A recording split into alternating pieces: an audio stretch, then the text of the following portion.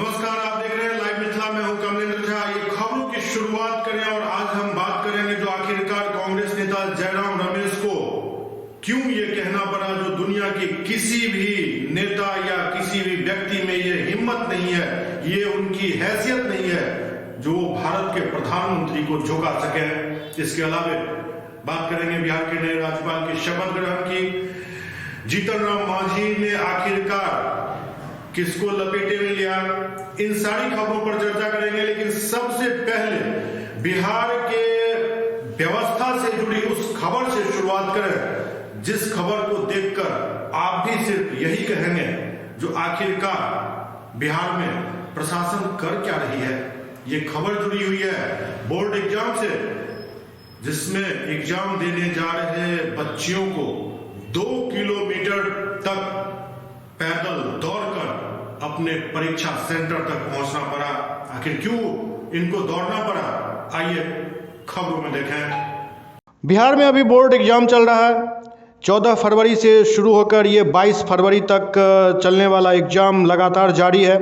इस सब के बीच आज कैमूर से एक ऐसा दृश्य सामने आया जिसको देखकर आप स्वतः अंदाजा लगा सकते हैं जो आखिरकार बिहार में स्टूडेंट्स को कितनी मेहनत करनी पड़ती है। मामला कैमूर से जुड़ा हुआ है, जहां मैट्रिक परीक्षा देने जा रही छात्राओं की गाड़ियां जाम में फंस गई। छात्राओं ने कुछ देर इंतजार किया, लेकिन जब उनको लगा जो परीक्षा के लिए लेट हो जाएंगे तो वो अपनी गाड़ी से उतरी और 2 किलोमीटर तक दौड़ते हुए परीक्षा सेंटर तक पहुंची। ये वाकया है कैमूर के मोहनिया गांव का, जहां NH 2 पर लड़कियां दौड़ लगाती आपको दिख रही हैं। उनके हाथों में एडमिट कार्ड और पेन है।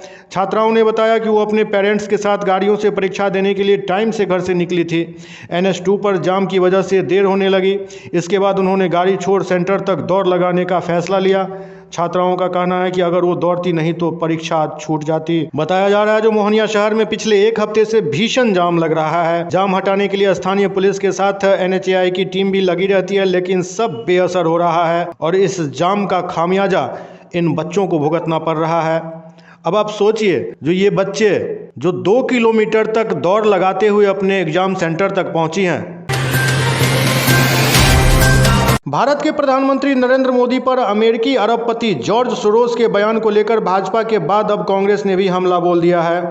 कांग्रेस नेता जयराम रमेश ने ट्वीट कर जॉर्ज सोरोस को फटकार लगाई है। जयराम रमेश ने कहा, पीएम मोदी से जुड़ा अडानी घोटाला भारत में लोकतांत्रिक पुनरुत्थान शुरू करता है या नहीं, यह पूरी तरह कांग्रेस, विपक्ष और हमारी चुनावी प्रक्रिया पर निर्भर है। वहीं कांग्रेस नेता सुरेंद्र राजपूत ने भी जॉर्ज सोरोस पर तीखा हमला किया। उन्होंने कहा, जो हिंदुस्तान के प्रधानमंत्री को झुकाने की औकात दुनिया में किसी की नहीं है।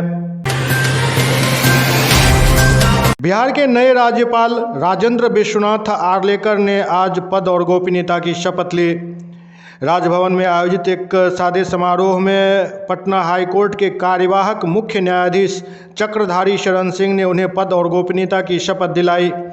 इस दौरान मुख्यमंत्री नीतीश कुमार, उप मुख्यमंत्री तेजस्वी यादव, विधानसभा अध्यक्ष सहित कई मंत्री और अधिकारी मौजूद थे।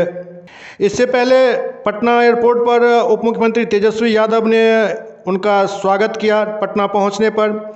इसके बाद शपथ ग्रहण समारोह आयोजित हुआ, जिसमें मुख्यमंत्री, उप मुख्यमंत्री के अलावे नेता प्रतिपक्ष भी मौजूद थे। दरअसल नए राज्यपाल राजेंद्र विश्वनाथ आर्लेकर गोवा के रहने वाले हैं। 41वें राज्यपाल के तौर पर आज उन्होंने पद और गोपनीयता की शपथ ली। राजेंद्र विश्वनाथ आर्लेकर RSS से जुड़े हुए हैं और बीजेपी के वरिष्ठ नेता रह चुके हैं। सन 1954 में उनका जन्म हुआ था। उनका राजनीतिक सफर काफी शानदार रहा है। साल 2002 से 2007 तक वो गोवा में बीजेपी के विधायक रहे। 2012 से 15 तक गोवा विधानसभा के स्पीकर भी रहे हैं। बिहार के 2 पूर्व मुख्यमंत्रियों के बीच अभी अपने बेटे की पढ़ाई को लेकर आरोप प्रत्यारोप का दौर शुरू हो चुका है। एक तरफ जहां पूर्व मुख्यमंत्री लालू प्रसाद यादव अपने बेटे तेजस्वी यादव को मुख्यमंत्री बनाना चाहते हैं, तो वहीं दूसरी तरफ गरीब संपर्क यात्रा पर निकले बिहार के पूर्व मुख्यमंत्री जीतन राम मांझी ने राज्य के उप मुख्यमंत्री तेजस्वी यादव के पढ़ने लिखने को लेकर तंज कसा।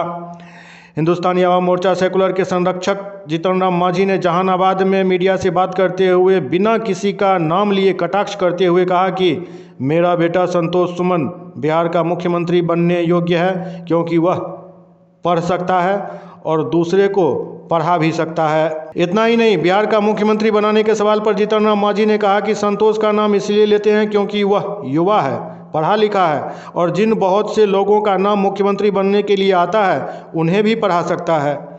संतोष को मुख्यमंत्री बनाया जाना चाहिए। ऐसा नहीं है कि संतोष केवल भुइयां जाति से आते हैं, बल्कि वह एक प्रोफेसर भी हैं। बात सही भी है। यदि शिक्षा के स्तर पर बात की जाए तो संतोष सुमन तेजस्वी यादव से बहुत ज़्यादा पढ़े लिखे हैं। देवघर में शिव बारात पर झारखंड हाईकोर्ट ने अपना फैसला सुना दिया है। देवघर के उपायुक्त को निर्देश दिया गया है कि वह स्थिति स्पष्ट करें। शुक्रवार को झारखंड हाईकोर्ट ने देवघर में उपायुक्त से कहा कि प्रिंट मीडिया से लेकर इलेक्ट्रॉनिक मीडिया तक में उनका प्रचार प्रसार करें। साथ ही कोर्ट ने कहा है कि महाशिवरात्रि पर निकलने वाले शिव बारात के दौरान प्रशासन की ओर से लगाई गई धारा 144 आम लोगों पर लागू नहीं होगी। हालांकि प्रशासन ने जो रूट तय किया है उसी रूट से शिव बारात निकलेगी। डॉक्टर निशिकांत दुबे के वकील प्रशांत पल्लव ने यह जानकारी दी। उन्होंने बताया कि प्रशासन के पास इंटेलिजेंस इनपुट है कि जिस रूट से शिव बारात निकलती रही है उस रूट पर कुछ गड़बड़ी हो सकती है, इसलिए रूट में बदलाव किया गया है। तुर्की और सीरिया में भूकंप से अब तक 40,000 से ज़्यादा लोगों की मौत हो चुकी है। तुर्की की मदद के लिए भारत से भी एनडीआरएफ की टीम भेजी गई थी, जो अब वापस वतन लौट आई है। इस टीम में डॉग स्क्वाड के सदस्य रैम्बो और हनी भी शामिल हैं। इसके अलावा 47 सदस्य ये पूरी टीम भारत लौट आई है। दरअसल 6 फरवरी को तुर्की में भूकंप आने के 24 घंटे के भीतर भारत ने एनडीआरएफ की टीमें भेजकर तुर्की में ऑपरेशन दोस्त शुरू किया था। तुर्की में भूकंप के बाद पहुंची एनडीआरएफ की टीम की 8वीं बटालियन के जवानों ने अपनी साहसी कार्यों से कई जानें बचाईं। करीब 10 दिनों तक सफल तरीके से ऑपरेशन दोस्त चलाकर एनडीआरएफ की एक टीम आज वतन वापस लौट आई है। एनडीआरएफ जवानों का पहला C-17 ग्लोब मास्टर विमान सुबह 9 बजे गाजियाबाद हिंडन एयरपोर्ट पहुंचा। भारत लौटे एनडीआरएफ के जवानों का हिंडन एयरफोर्स पर एनडीआरएफ के आला अधिकारियों ने ऑपरेशन दोस्त को सफल बनाने पर जोरदार स्वागत किया।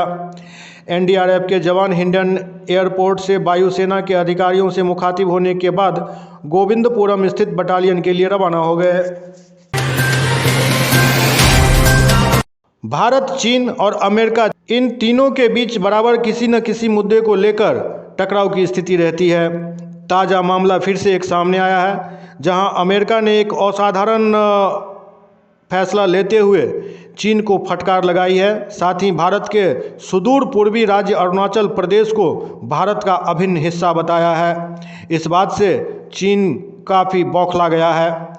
अमेरिका ने लाइन ऑफ एक्चुअल कंट्रोल यानी LAC पर चीन की आक्रामकता की भर्त्सना की है। अमेरिकी सीनेट की तरफ से एक प्रस्ताव लाया गया।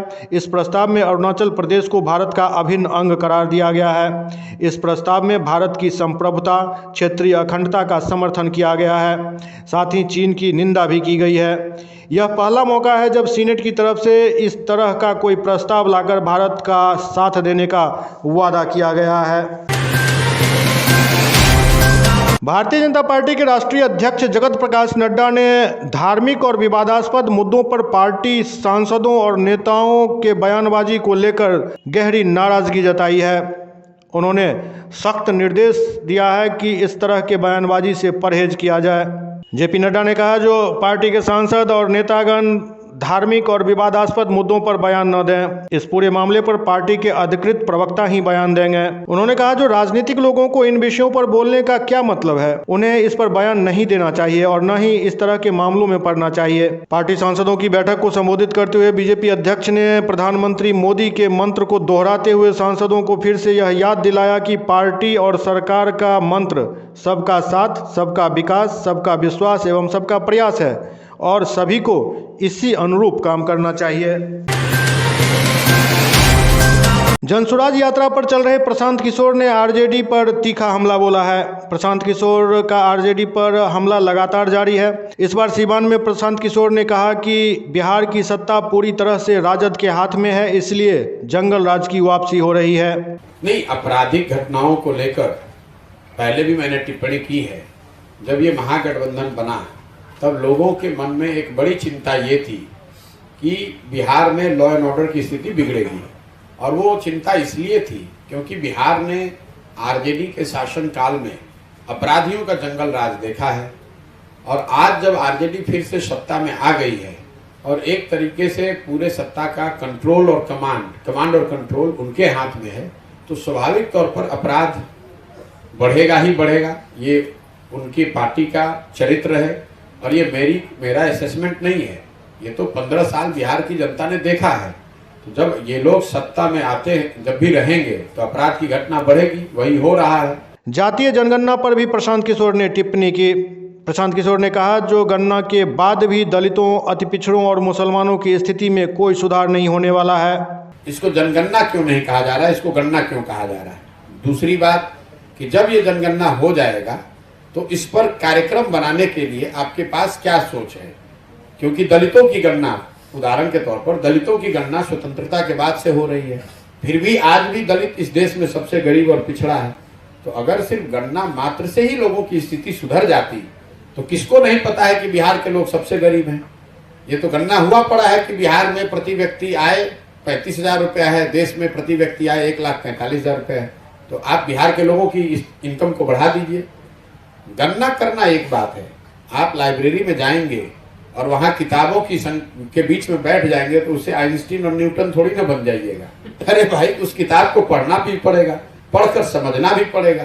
तो ये तो बेवकूफी है कि सिर्फ गणना करके लोगों को सुधारा जा सकता है। अगर ऐसी बात होती तो बिहार के विभिन्न वर्गों का, कम से कम जिन वर्गों की गणना, मुसलमानों की गणना तो हो रही है, और मुसलमानों की हालत आप जाकर देख लीजिए, यहाँ पर उनकी गरीबी का आलम देख लीजिए, उनके बदहाली फटेहाली की आलम देख लीजिए।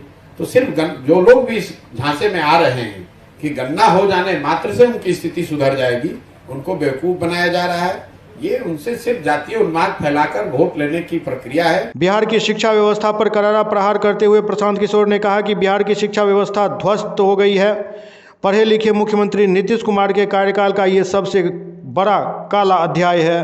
कि बिहार में जो स्कूली शिक्षा व्यवस्था है वो उत्क्रमित विद्यालयों और नियोजित शिक्षकों के आधार पर बना हुआ है, और कॉलेज जो है वहाँ पर बिल्डिंग, शिक्षक, बच्चे हैं, लेकिन पढ़ाई वहाँ भी नहीं हो रही है। तो विद्यालयों में खिचड़ी बट रहा है और कॉलेजेस से डिग्री बट रहा है, पढ़ाई दोनों में कहीं नहीं हो रहा है। और इसकी वजह ये है कि ये क्षमता मूलक शिक्षा व्यवस्था बनाने के चक्कर में हर जगह, हर गांव, हर पंचायत में स्कूल खोल दिया जाए। इस चक्कर में उसकी गुणवत्ता पर या उसकी जरूरतों पर ध्यान नहीं दिया गया। हर जगह बिल्डिंग बना दिए गए। शिक्षक, अगर नियमित शिक्षक, अच्छे शिक्षक नहीं मिले तो किसी व्यक्ति को नियोजित शिक्षक के आधार पर लेकर उसको वहां पोस्ट कर दिया गया।